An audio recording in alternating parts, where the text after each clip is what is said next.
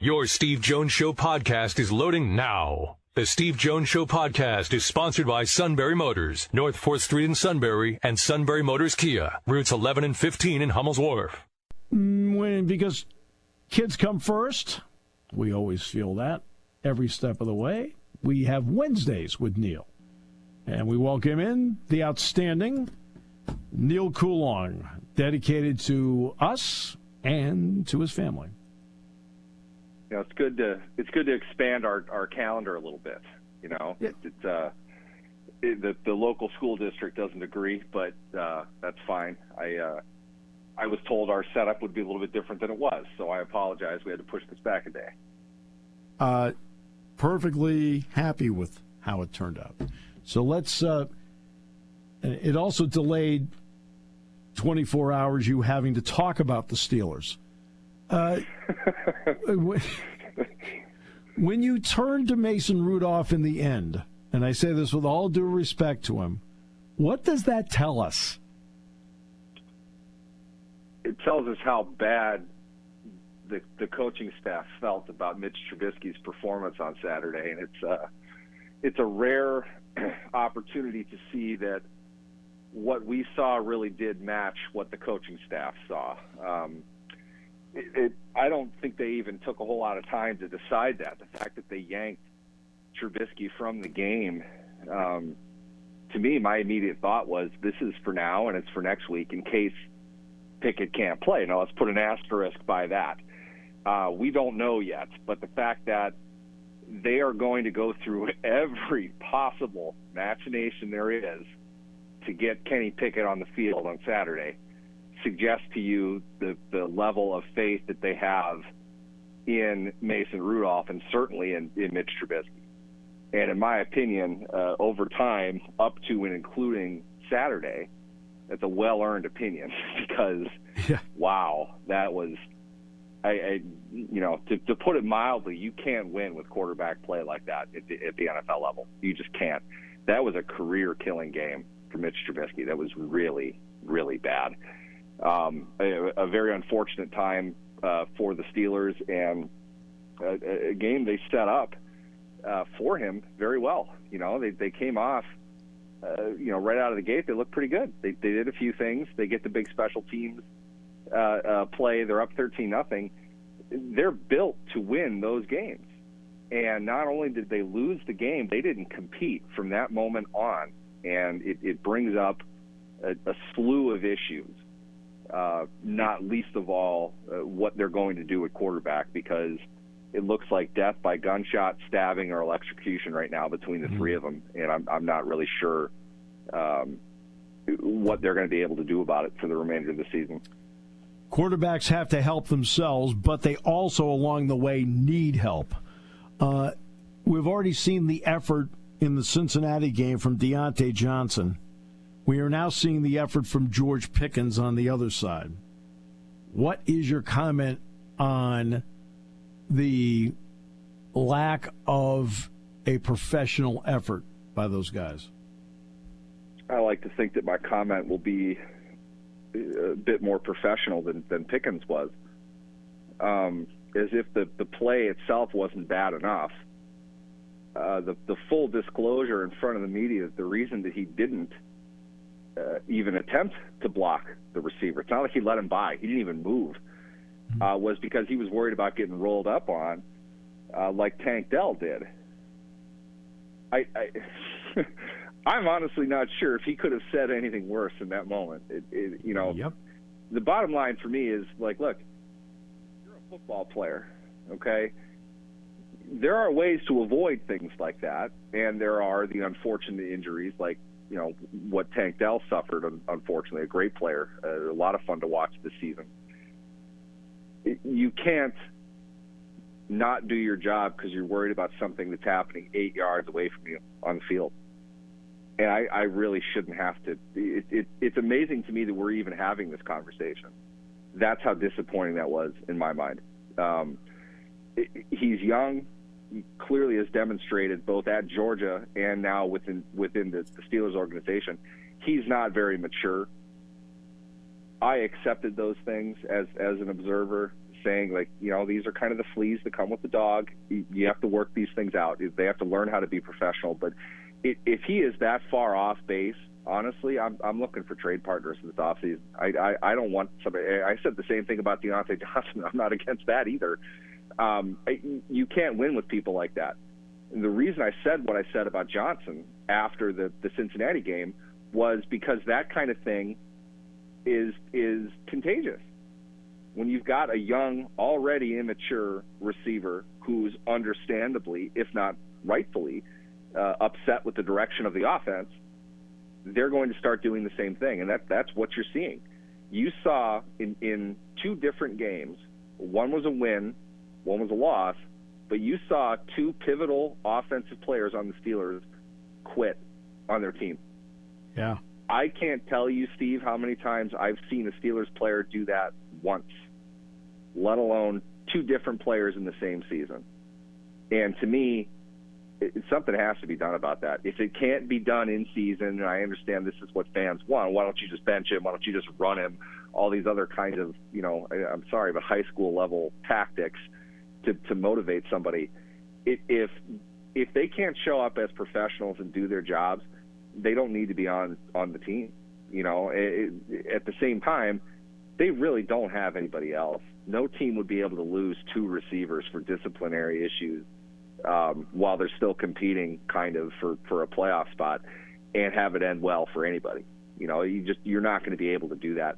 But that does not mean they're not going to look to make a move following the season. And it's absolutely 100% justified. If they don't do it, it's not because they didn't want to, in my opinion. It's because they're not going to get back the return that they feel they'll need, or it's not enough to overcome what they feel they can do with the player.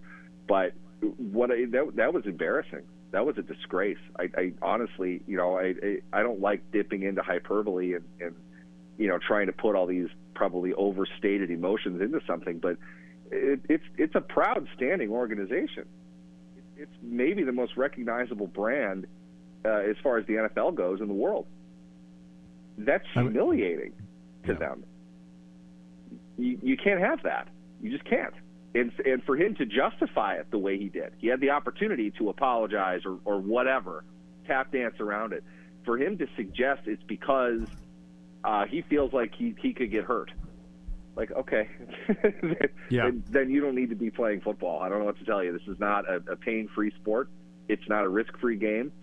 You're not able to have those kinds of thoughts and actions and play this game successfully. And if you're not going to do that, you shouldn't be here. I mean, do you think for a second that Joe Green, Mel Blount, Jack Lambert, Jack Ham, Mike Wagner, Lynn Swann, John Stallworth, Rocky Blyer, Franco Harris, do you think they ever quit on a play or a game? Ever? I honestly feel like Jack Lambert would have gone after Pickens himself if he was on the other team for doing that. Because you're dragging the quality of the game down. I haven't seen high school players do that kind of thing. I'm going back in my mind. I was joking with some friends that I remember, not the year exactly, but Lawrence Timmons was known for this. For whatever reason, he just had a very nervous stomach, and he threw up a lot after chugging some water or Gatorade on the sideline. Timmons threw up in the middle of plays and continued playing. There's just no excuse for it. There's absolutely no excuse for it. It's not even like, I understand if you're tired, you're in a 2-minute drill, you know what the play is going to be.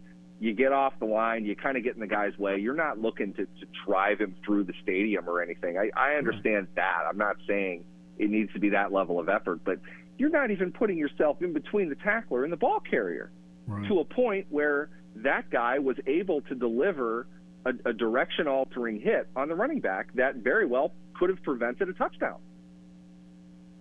Yeah. I don't know how more plainly it can be than that. And for him to have the excuse that he had, I've got to ask Brisman Jackson, the wide receivers coach, did you guys not discuss this in film?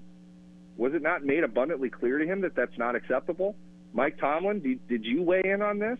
It's that bad in my mind. It's an egregious disrespect to Pickens' teammates, to his coaches, to the game itself, And something like that has to be addressed. And I don't know you can do it any way other than harsh, but it needs to be done. And I don't know what the plan is, but we're going to be talking about this for a long time as far as the history of the game goes, the history of the Steelers goes, because I have not seen anything like that from a player. I mean, it's one thing if it happens once, but this has now happened twice with different guys. See, that's the issue. And let's remember, too, and then I'm not going to be one of those that jumps on the Mike Tomlin, anti-Mike Tomlin bandwagon here. But remember, Dan Rooney hired Mike Tomlin, not Art Rooney, not Art the Second. Yeah, and we've talked about that specifically. The game itself has changed tremendously in the time since Mike Tomlin got hired. And this is not a get rid of Tomlin rant. The reality is they're in a much different situation than they were. People say all the time, well, they barely ever hire. They're not firing or hiring coaches very often. Yes, but they still do. And many other coaches in the league, you could see right now they were not going to have a job. Brandon Staley during the Chargers game, where literally everybody on the field was, more or less playing like they had some type of illness. He got fired the next day, and it wasn't surprising to anybody. We pre-wrote the story of him getting fired. That's how obvious it was. If Mike Tomlin was not Mike Tomlin, there is no way in the world anybody would think he'd have a job after the season. Right. So I don't know exactly what that's worth. I don't know if that's the right solution, but something isn't working here, and something significant needs to be done. George Pickens cannot get Mike Tomlin fired. Deontay Johnson cannot get Mike Tomlin fired. But is this going to spread? He's got 3 games left, and in my opinion now, there's no other way to approach it other than he's coaching for his job. And that's reasonable. You can't have what you had on the field. And it seems to be continuing. If it was just a one-time thing for Johnson, as frustrating as that is, as in my opinion, fatal as it is for Johnson on the Steelers, if the rest of the team sees that and knows that's an example of what's unacceptable on this team, okay, you sent the message, it's an isolated incident. Now it's happened twice. Now, what are you going to say to me that's going to convince me that you have this under control, that this is not going to be a continued problem? I swear I'm not trying to be dramatic about it, but this goes beyond even losing the game. This is just it's an insult to your team. Yeah. You can't keep somebody like that. You just can't. So what are you going to do about it? Why is this any different? And why should I trust that it's not going to continue to happen? If you can't stop it, it will continue. And that's basic management. That's basic leadership. And unfortunately, you have to call that out now. You have to wonder. And, Neal, there's one other element to it. Right? This is not, and I say this with all due respect, it is not the Los Angeles fan base. Okay? Where they show up maybe a little later, leave a little earlier. They have expectations, too. But this is the Pittsburgh fan base. I mean, yeah, they're white collar in there, but there's a lot of blue collar in there. And they don't appreciate for 1 second anything that is less than somebody's best. I mean, it's a blue collar city. And just talking to the people that I've talked to, a lot of it really is the representation of what the team is. And I know that's typically used as more of a rah-rah type of thing, but the reality is the people of Pittsburgh, and I'm not saying this in reference to anybody else, but the people in Pittsburgh, the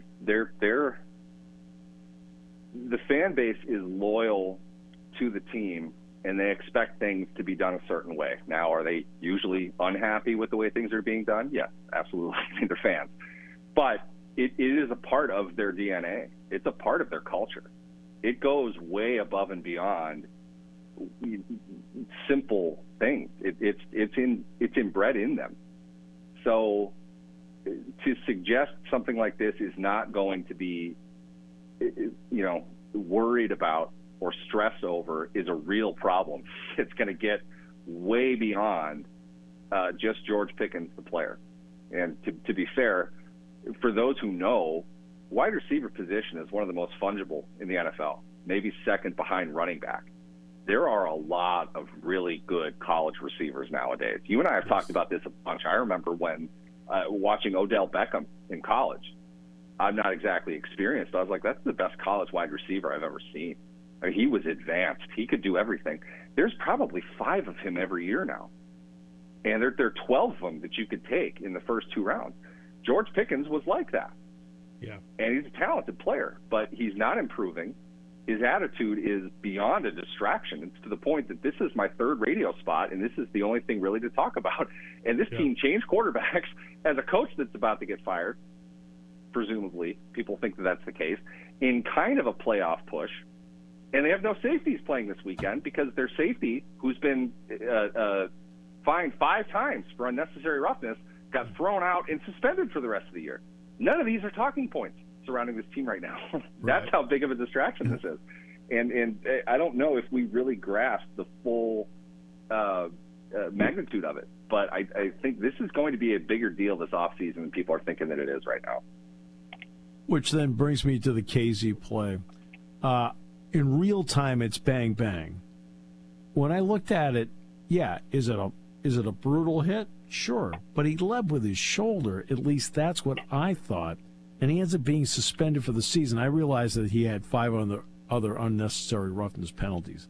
What was your thought, A, on the hit on Michael Pittman, and then the resulting suspension?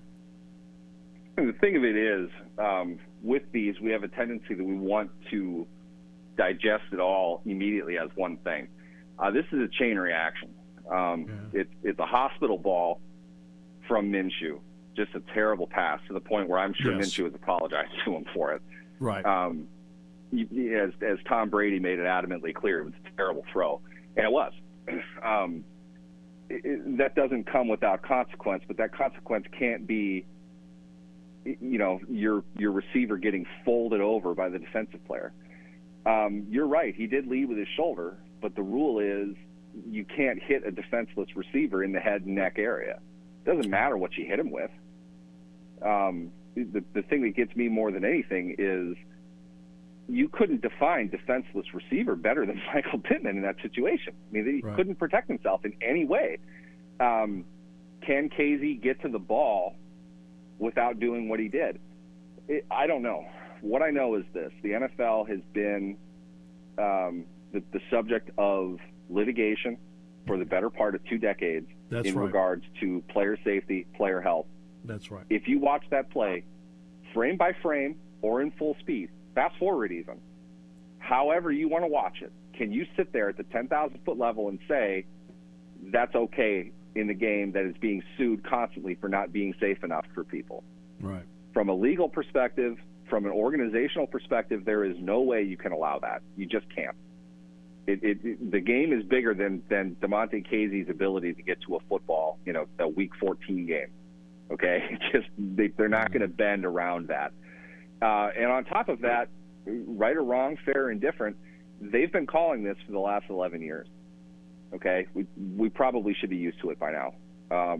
My knee-jerk reaction was, and I tweeted this, he's going to get tossed and he's probably going to get suspended. Not at all surprised. I think they'll appeal. I think they'll bring it down a little bit. Just, they want to throw the highest high penalty out right away because they know they're going to appeal and they're going to try to bring that down to make it look like they're trying to work with the player or whatever. But at the same time, dude, you've been fined for this 5 times this year. Okay, at some point the hammer's going to come down, and that's what I mean. It's not because of the hit that he's suspended. It's the hit plus the 5 other times they've tried to get through to him that you can't play the game this way. And I don't know what to tell you unless he's the least lucky person in the world. To my knowledge, Minkah Fitzpatrick, who has more tackles per game than KZ does, hasn't been fined for anything yet this year. So there comes a point that you have to say the game is possible to be played at a successful level without folding guys over, taking shoulder shots directly to their head when they're completely stretched out. You can't do that. I understand fans are upset, but the NFL is pretty clear that that's just simply not allowed. Do you let him catch it? No, but you can probably try to go for the ball. You can try to jar it loose. You can even, get lower and try to hit him in the chest, which is what you're supposed to do. I'm not his coach, what I know is he's been fined several times for this.